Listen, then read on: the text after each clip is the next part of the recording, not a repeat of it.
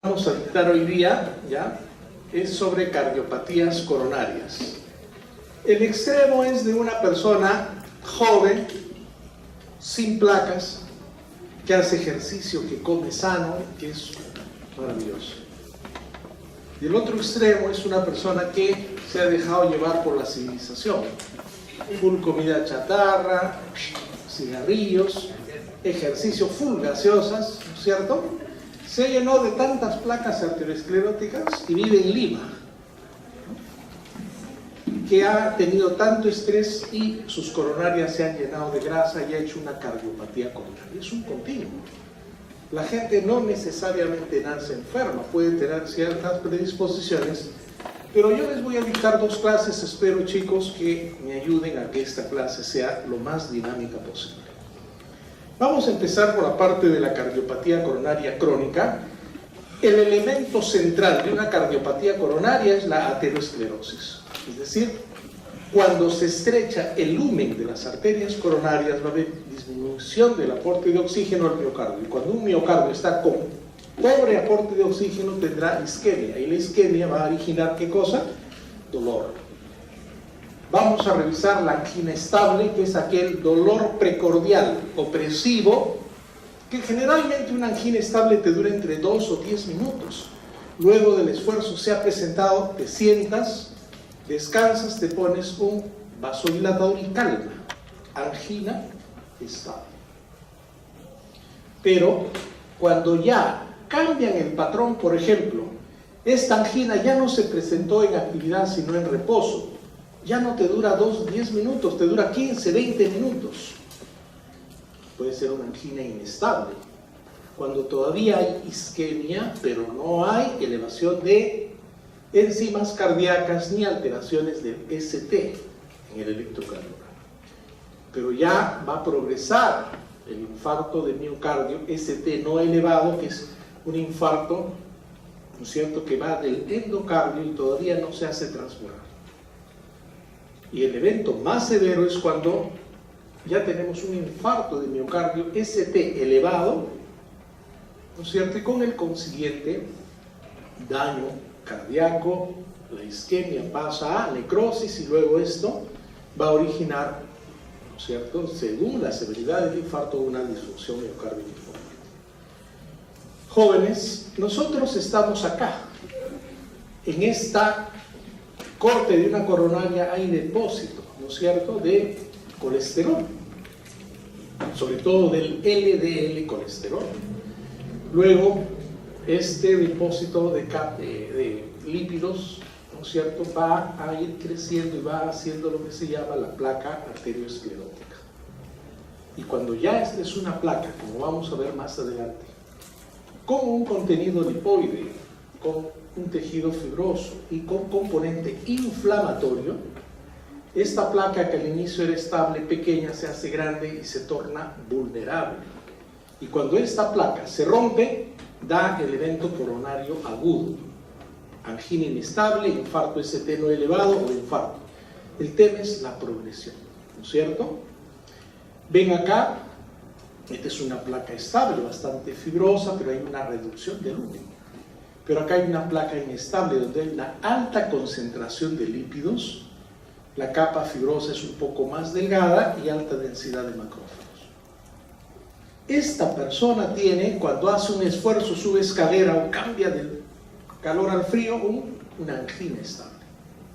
Dolor precordial opresivo que se va hacia el cuello, hacia el brazo, que origina síntomas disautonómicos, sudoración, náusea, irradiación a la izquierda del brazo.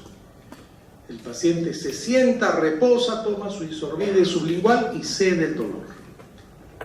Pero cuando estamos acá, esta persona se ha roto la placa, ha hecho un trombo y ha hecho una oclusión parcial o total, generando el síndrome coronario agudo. Entonces, el fenómeno es de la obstrucción de las coronarias. En los Estados Unidos es la 6ª causa de muerte, más se da en varones, ¿no es cierto?, y genera un promedio de años perdidos de vida de 16.6. En el Perú, las enfermedades isquémicas del corazón y la cerebrovascular constituyen la 3ª causa de mortalidad, siendo los principales factores de riesgo la hipercolesterolemia, hipertrigliceridemia, hipertensión arterial, enfermedades cardíacas y la diabetes mellitus.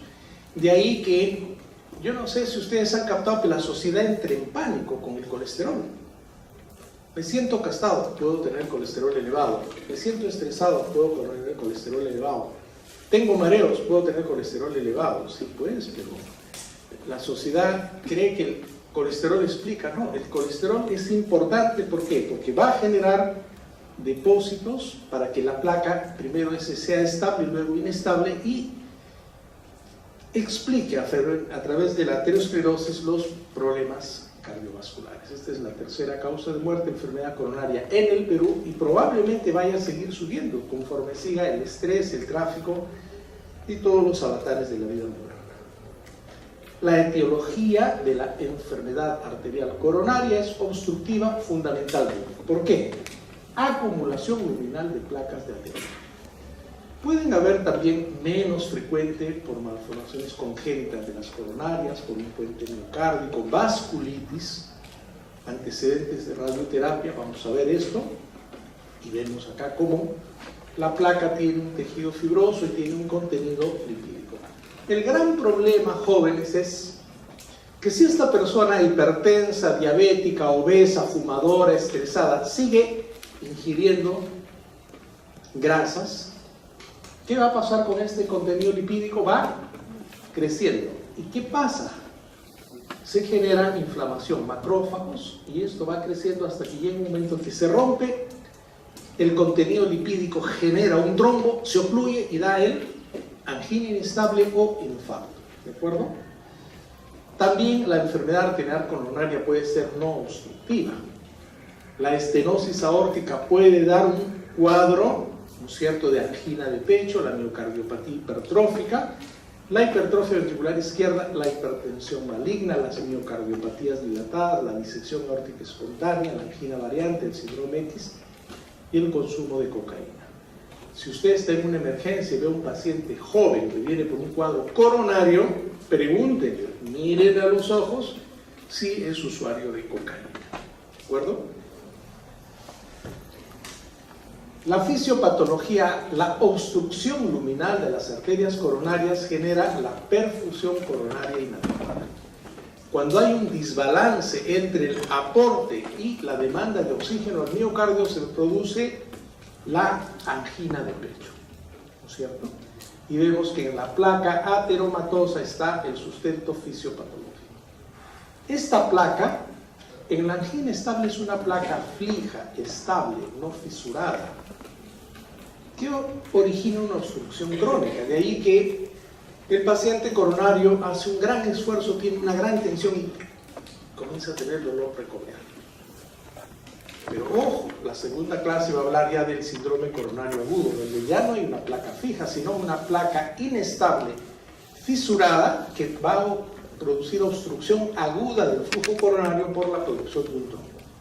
Eso es importante, pero ojo, todo es progresivo. Empezamos bien, después tenemos una estría a nivel de la coronaria, después tenemos placa vulnerable y después podemos tener una placa, ¿no es cierto?, inestable, fisurada, que puede llegar a una obstrucción y llevarnos a un infarto en la medida en que no controlemos los factores de riesgo: diabetes, hipertensión, tabaquismo, estrés, obesidad, etc.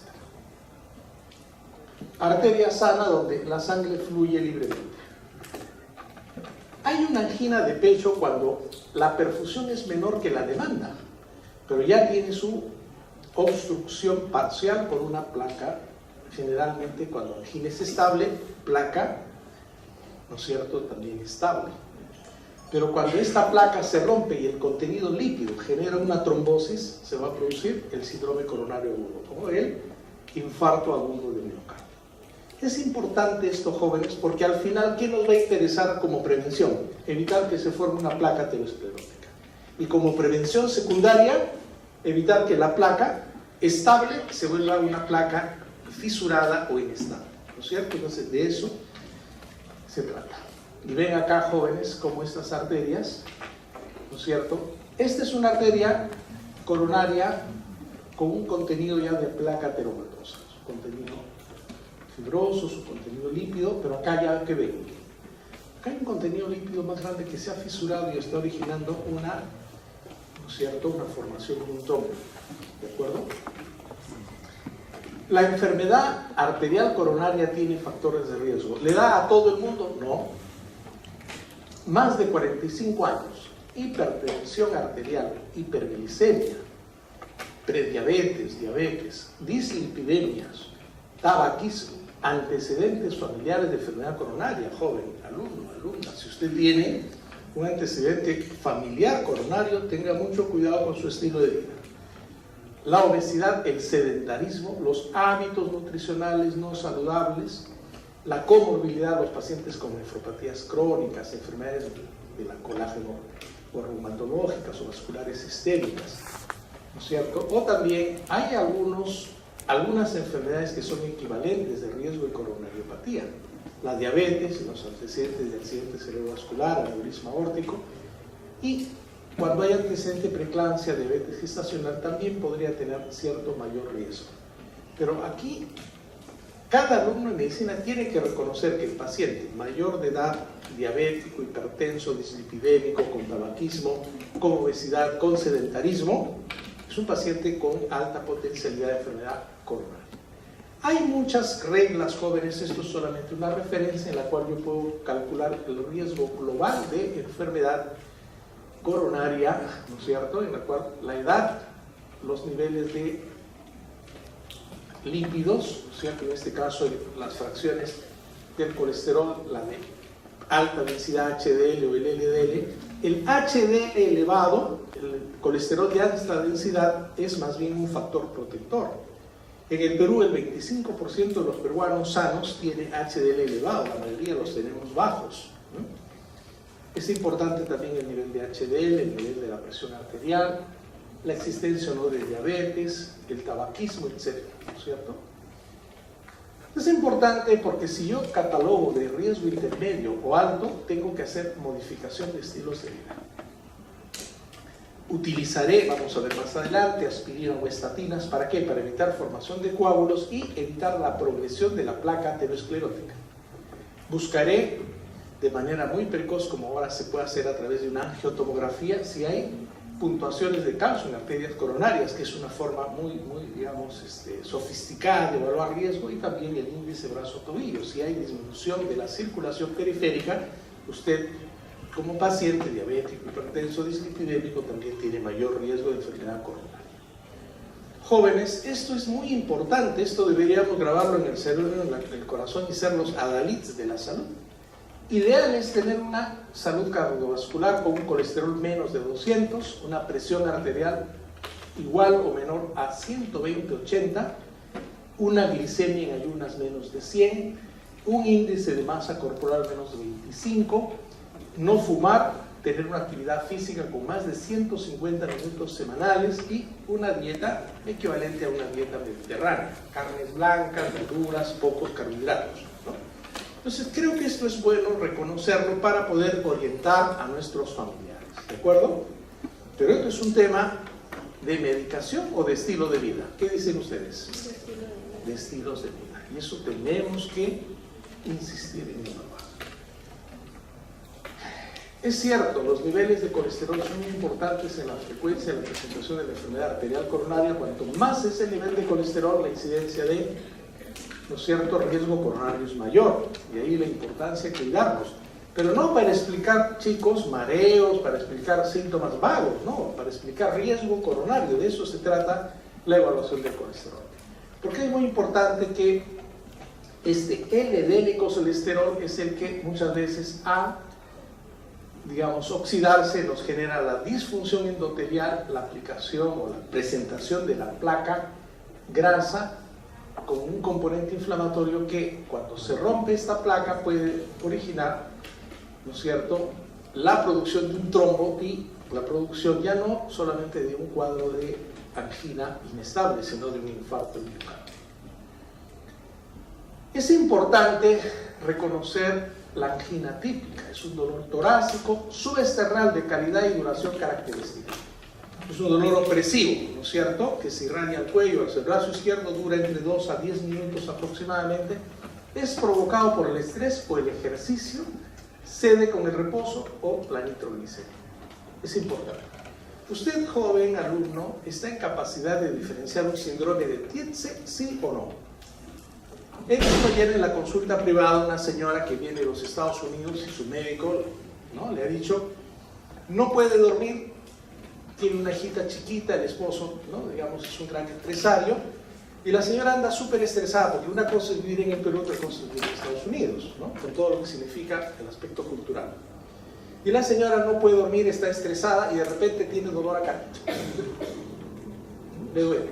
A veces le dura 2 días, a veces le dura 3 días, pero cuando le tocan acá, le duele. ¿Tiene relación con el esfuerzo? No. ¿Se irradia el cuello? No. ¿Se irradia el brazo? No. ¿Qué es?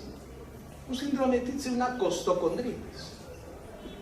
Hemos explicado así, obviamente uno tiene que evaluar, pero no tenía hipertensión, no tenía diabetes, no tenía ningún factor de riesgo, ¿no? Usted, joven alumno, está en la obligación de saber qué es un cuadro de angina típica. Yo creo que sí saben, ¿no es cierto ustedes?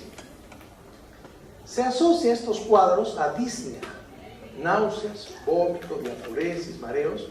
Y ojo, en los diabéticos, en los ancianos, en los pacientes renales crónicos, yo puedo tener un cuadro anginoso sin dolor, disnea o con disconfort epigástrico, con náuseas, ¿cierto? Entonces, muchas veces el cuadro no se presenta típicamente, pero usted tiene que tener en cuenta, ¿no es cierto?, la característica del dolor coronario. Y obviamente, se habla que el dolor coronario, si cumple la siguiente característica, es un malestar torácico retroesternal típico, provocado por el estrés o el esfuerzo, y se alivia con reposo o nitratos, es un dolor anginoso típico, ¿no es cierto? Entonces, y cuando uno ve pacientes con infarto, pocas veces, ¿no es cierto?, se va a olvidar. El paciente ha hecho un gran esfuerzo o ha cambiado bruscamente la temperatura, va a tener un colerón de esos terribles. Se coge el pecho. ¿Sí? Se coge el pecho, es como una plancha, se le va hacia el cuello, hacia el brazo. Y tú lo ves al paciente sudoroso, nauseoso, angustiado, doctor, me voy a morir. Siéntese, señor, reposo, tiene una pastillita, ya le pone su isorín, le pasa. Duró 5 minutos. Angina estable. Porque usted sabe diferenciar, joven, lo que es un dolor pleurítico, un dolor por un reflujo gastroesofágico, sabe diferenciar lo que es un dolor pericárdico, porque el dolor pericárdico duele un montón, no calma así nomás. Se reposa igual, tiene que poner en posición antálgica y eso sucede con el uso de nosotros. Sabe reconocer lo que es un Tietze, ¿cierto? Y los canadienses han puesto que según la intensidad de la angina se puede clasificar de clase 1 clase 4. Clase 1 cuando la actividad diaria no ocasiona angina, solo el ejercicio intenso. Es un paciente que está más o menos estable. Pero un paciente de clase 4 hay incapacidad para llevar a cabo cualquier actividad física sin molestias. Es una angina de reposo. El de clase 4 ya no es una angina estable, es una angina inestable, que es un paciente grave, ¿no es cierto? Y obviamente, ¿qué es lo que provoca o exacerba la isquemia y te da el dolor? La fiebre, el hipertiroidismo, la actividad simpático-mimética intensa a través del uso de cocaína, la elevación de la presión arterial, la gran ansiedad, las fíbulas arteriovenosas, puede exacerbar la isquemia, ¿no es cierto?, porque incrementa la demanda de oxígeno. Y lo mismo pasa cuando hay una miocardiopatía hipertrófica, una estenosis aórtica, una cardiomiopatía dilatada, cuando hay una taquicardia ventricular o supraventricular, son condiciones que pueden exacerbar la isquemia por incremento de la demanda, pero también por disminución del aporte de oxígeno. Si yo tengo un paciente coronario anémico, tiene más riesgo de hacer angina, ¿no es cierto? Porque en la anemia hay un menor transporte de oxígeno. Los pacientes con hipoxemia, ¿no es cierto? Un paciente que es coronario y tiene una neumonía, asma, un EPOC o hipertensión pulmonar o una fibrosis pulmonar o una apnea del sueño, ¿no es cierto? descompensada, hipoxemia, y puede hacer más cuadros de angina de pecho. Importante, esto es lo que vemos ahora en los roncadores, ¿no es cierto? Y también cuando usan pues drogas simpático-miméticas, síndromes de hiperviscosidad, etc. Son circunstancias clínicas en las cuales hay una disminución del aporte de oxígeno y pueden exacerbar la isquemia y el dolor. Cuando usted tenga un paciente con una angina de pecho, tendrá que evaluar la presión. La hipertensión exacerba, la taquicardia exacerba, tendrá que ver cómo están los pulsos arteriales, ¿no es cierto? La auscultación habrá que evaluar si hay algún soplo de insuficiencia mitral nuevo incrementado, soplo de estenosis aórtica. Buscará evaluación de dislipidemia. ¿Se acuerdan el halo corneal? En los pacientes que tienen dislipidemia, usted puede evaluar los antelasmas en pacientes con hipercolesterolemia severa familiar. Tendrá que evaluar también si hay signos de insuficiencia cardíaca asociada, el ritmo de galope, los crepitantes que hablan de la congestión pulmonar, la regurgitación yugular, los edemas de miembros inferiores, que te hablan ya de un paciente coronario pero que está descompensándose, ¿no es cierto? Y tendremos que evaluar la enfermedad arterial coronaria si es por aterosclerosis coronaria o es secundaria a estenosis aórtica, cardiopatía hipertrófica, angina de Prince mental, síndrome X en la cual hay una vasoconstricción, pericarditis, disección de aórtica, consumo de cocaína y otros cuadros, la tirotoxicosis, la enfermedad por reflujo gastroesofágico, un cólico biliar atípico donde el dolor puede darse a nivel torácico, una pleuritis, un síndrome de Leibniz, ¿no es cierto? Bien, yo tengo mi paciente que ha tenido factores de riesgo y tiene un dolor precordial, es un cuadro de una angina. Le he tomado un electrocardiograma y me ha salido normal.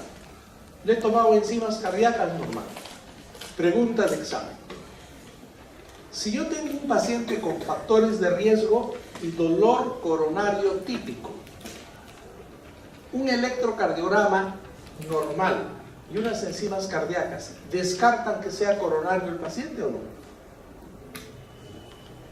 En un paciente que tiene una angina de pecho estable, el electro ha salido normal y las enzimas cardíacas normales, ¿eso me dice que no es coronario? Cuando hay angina estable, un electrocardiograma normal o las enzimas cardíacas normal no descarta que él sea coronario. La mayoría de veces viene el paciente y ya le pasó el dolor, le tomas un electro, es normal, le tomas enzimas y no pasa nada. Hablando de angina de pecho estable, ¿cuál es la prueba de elección para diagnosticar enfermedad arterial coronaria? Es la prueba de esfuerzo. Porque tú sometes al paciente de un esfuerzo para ver el desbalance entre aporte y demanda de oxígeno. La prueba de esfuerzo es la prueba de elección, se valora a pacientes con riesgo intermedio de enfermedad arterial coronaria, ¿no es cierto? Si el paciente no tiene enfermedad arterial coronaria, tiene una angina de pecho que tú quieres diagnosticar, lo envías al cardiólogo. Si el paciente tiene síntomas anginosos o es asintomático, pero tiene riesgo intermedio, es asintomático, pero tiene diabetes, tiene hipertensión, tiene sedentarismo, jóvenes, ¿saben lo que hacen los seguros? Usted quiere acceder a un crédito hipotecario de $200,000. El banco le dice, ¿cuántos años tienes? 45, hazte una prueba de esfuerzo. ¿Por qué? ¿Por qué? Porque eres diabético, o eres hipertenso, o separadamente diabético y hipertenso. ¿Pero qué tiene que ver? Si tu prueba de esfuerzo es coronaria, tienes una enfermedad coronaria silente. El banco no te da el crédito, porque al banco le interesa que pague. Y el riesgo de larga vida de un paciente coronario puede verse comprometido. Entonces, vamos a hacer una prueba de esfuerzo en pacientes anginosos sin diagnóstico, asintomáticos con riesgo intermedio o pacientes asintomáticos de alto riesgo de enfermedad coronaria. Puedo hacer una prueba de esfuerzo en un paciente que ya tiene diagnóstico de enfermedad arterial coronaria conocida para estratificar el riesgo postinfarto, valorar un riesgo preoperatorio, o en pacientes con síntomas anginosos recurrentes a pesar de un tratamiento médico de revascularización. Joven, yo he tenido un dolor precordial, me han dicho que era anginoso, pero me han tomado un electro y unas enzimas normales. No soy coronario, falso. Primero hay que hacerse una prueba de esfuerzo, ¿de acuerdo?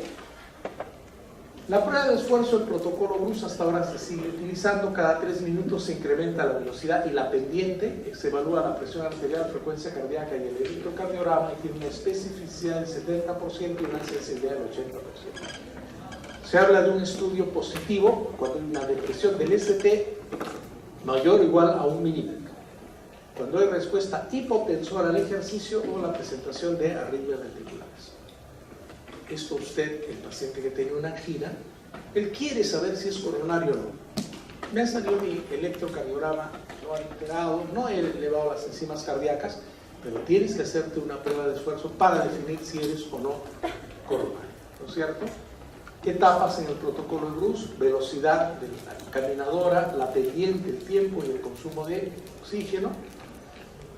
Hay contraindicaciones. Si el paciente ha tenido un infarto en 2 días previos, no le puedes hacer. Si tiene una angina inestable, no le puedes hacer una prueba de esfuerzo. Si tiene arritmias, estenosis aórtica severa, insuficiencia cardíaca, edema agudo pulmonar, miocarditis, pericarditis, disección aórtica, no le puedes hacer. Son contraindicaciones. Esta es la máquina, este es el paciente que está haciendo, ¿no es cierto?, la prueba de esfuerzo. ¿Qué ven acá, jóvenes? Infradesnivel ST de más de 2 cuadraditos. Esta es una prueba positiva, ¿de acuerdo? Hay una depresión del ST como resultado de la prueba de esfuerzo. ¿Por qué? El paciente ha estado haciendo esfuerzo, ¿no es cierto? ¿Qué está pasando cuando uno hace esfuerzo? Incrementas el consumo de oxígeno a nivel del miocardio.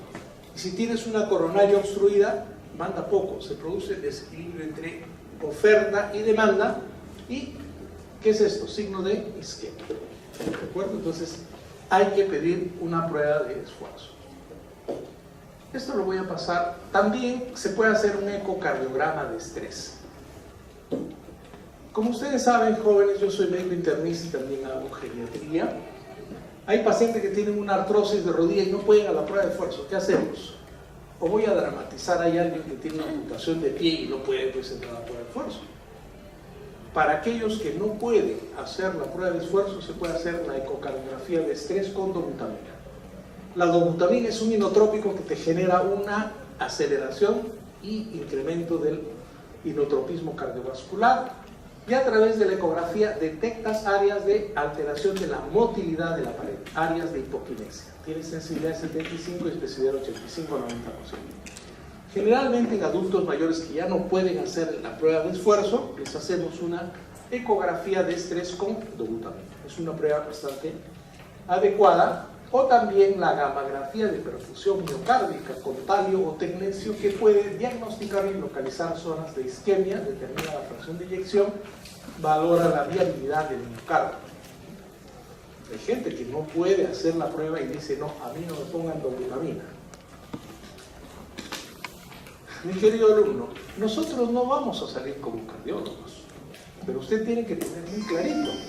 Si alguien ha tenido un dolor angiloso, tiene que hacerse o su prueba de esfuerzo o su test, ¿no es cierto?, de ecografía, ecoestrés con dobutamina, o hay pruebas de gammagrafía de perfusión miocárdica. Hay que hacer el diagnóstico, eso es lo importante. Usted puede derivarlo. Y obviamente con el resurgimiento de la tomografía y la resonancia se pueden hacer tomografía para identificar anomalías congénitas en las arterias coronarias. Esto es interesante, la angiotac coronaria, que detecta calcificaciones en las arterias coronarias. Miren qué sofisticado. O la resonancia magnética, que también se puede utilizar, adenosina y contraste. Pero ya esto es más del campo de la alta especialidad de la cardiología. ¿Cómo se sabe, señor? Tiene una prueba de esfuerzo positiva, tiene un ecoestrés positivo, tiene una prueba con talio positiva, sí. Pero la coronariografía es el estudio de imágenes invasivo, en la cual nos va a detectar, cuantificar y valorar las lesiones arterioscleróticas. Este ejemplo es muy claro, ¿no es cierto? Aquí tienes una rama coronaria, la descendente, y aquí ven un stop, ¿de acuerdo? Aquí hay un stop. Luego de la revascularización se canaliza esto. Entonces es importante realizar la coronariografía. Aquellos pacientes que van a ser sometidos a intervención quirúrgica para restablecer el flujo coronario, tenemos que saber o pacientes que a los cuales se le va a realizar un cateterismo para angioplastía, también se tiene que conocer la morfología y si hay o no estenosis de la coronaria.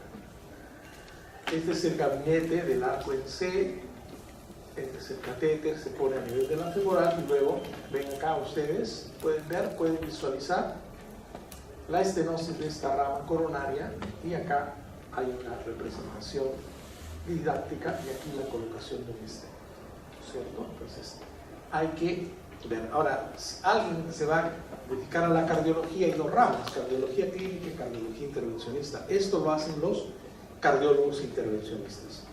Los costos son importantes, más o menos un cateterismo te está alrededor de unos $10,000 a $12,000, ¿no?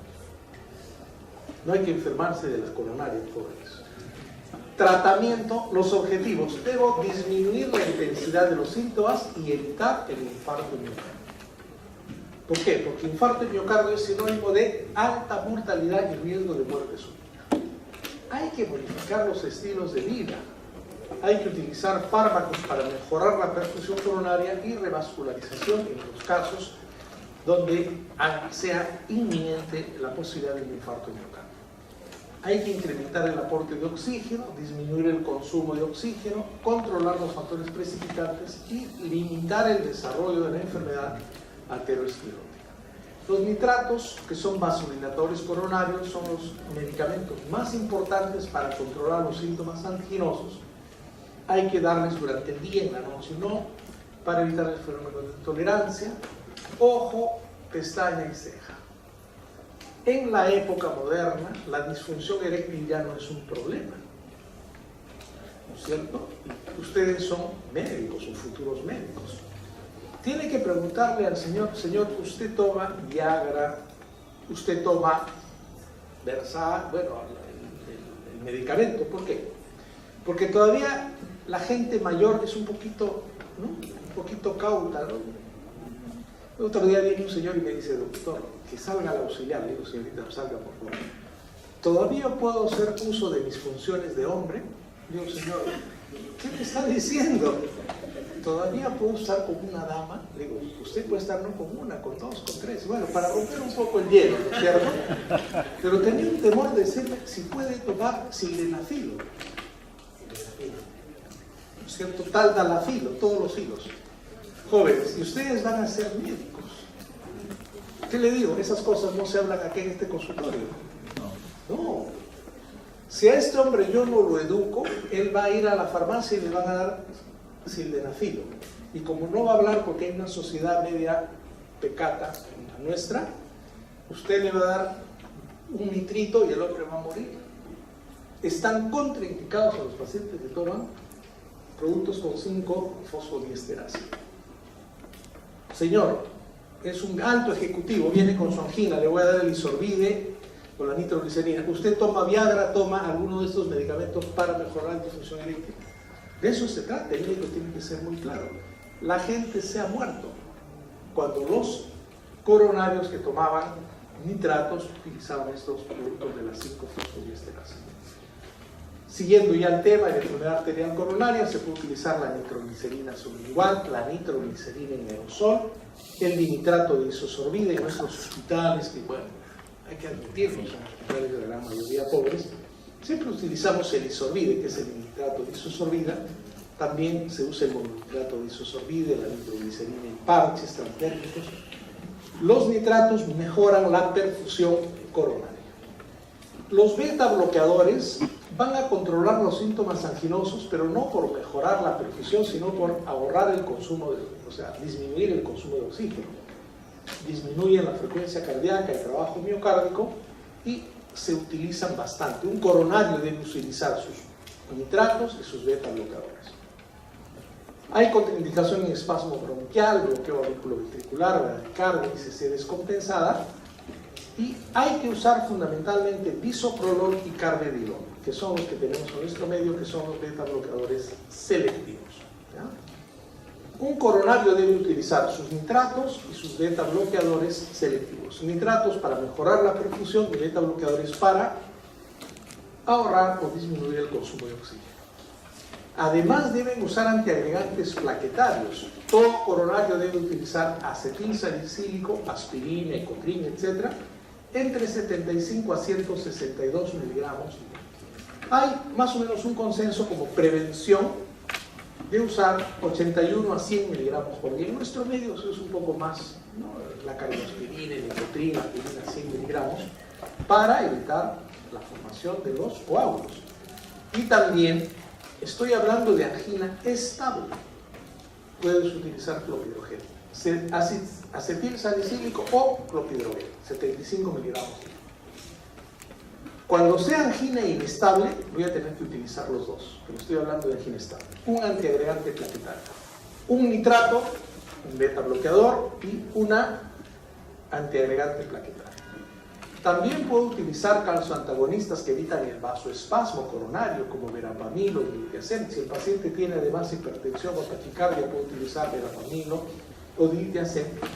Obviamente, como tienen efecto cronotropo negativo, van a ser utilidades, pero como tienen efecto inotropo negativo, hay que evitar en pacientes con disfunción sistémica. Se pueden utilizar los IECAS, captopril y enalapril. Aportan beneficios al paciente con angina estable. Las estatinas, esto es bien importante, jóvenes. No podemos dar estatinas a todo el mundo. ¿A quién se le da una estatina? A aquel que tiene factor de riesgo, tiene una dislipidemia y tiene factor de riesgo. Va a controlar la dislipidemia y esto lo subrayaría, estabiliza la placa ateromatosa, tiene un efecto antiinflamatorio. Las estatinas a altas dosis han demostrado mejorar, ¿no es cierto?, los riesgos coronarios. Los fibratos, cuando hay, sobre todo hipertrigliceridemia, como el ciprofibrato, el fenofibrato, pueden ser bien. Pero ya a usted le va quedando, alumno, aquel que tiene una angina estable diagnosticada con su prueba de esfuerzo, tiene que usar un nitrato, un beta bloqueador, un antiagregante plaquetario, y dependiendo, también puede utilizar un IECA, un caso antagonista, pero no puede dejar de tomar estatinas. Esto es bien importante, por el efecto de controlar la dislipidemia y estabilizar la placa ateromatosa. ¿Qué pasa si esa placa ateromatosa progresa, se hace una placa inestable y se rompe? ¿En qué termina el paciente que rompe su placa ateromatosa en su coronaria? En un infarto, ¿cierto? La enfermedad coronaria tiene tratamiento quirúrgico, la revascularización coronaria, que puede ser a través de la intervención percutánea coronaria, nombre largo, angioplastia. Lo ideal es que todo coronario sea sometido a una angioplastia, ¿cierto? Cuando no hay posibilidad de una buena angioplastia o hay un daño muy serio, tendremos que recurrir a la cirugía de arterias coronarias a cielo abierto. Va a depender de la anatomía, del trastorno médico asociado, del grado de riesgo quirúrgico y de la preferencia del paciente. Pero un paciente va a resolver, sobre todo cuando ya no hay control a través de la farmacoterapia. Las anginas son cada vez más frecuentes, el paciente es de alto riesgo, tiene coronarias ya muy obstruidas, tiene alto riesgo de hacer infarto. ¿Qué hacemos? Revascularización, angioplastia o cirugía celular. Ven acá la aplicación de un stent y acá la aplicación de los puentes autocoronarios. Y es importante seguimiento de la frecuencia, intensidad y duración de la clínica. Se deben controlar al paciente con pruebas de esfuerzo, técnicas radiológicas y cateterismo cardíaco según haya necesidad. Es fundamental la dieta, la actividad física, la modificación de los factores de riesgo, estilos de vida saludable y las medidas de prevención. Recordemos, siempre hay una asociación entre dislipidemia e incidencia de enfermedad coronaria. Bien, jóvenes, nos quedamos en esta primera parte.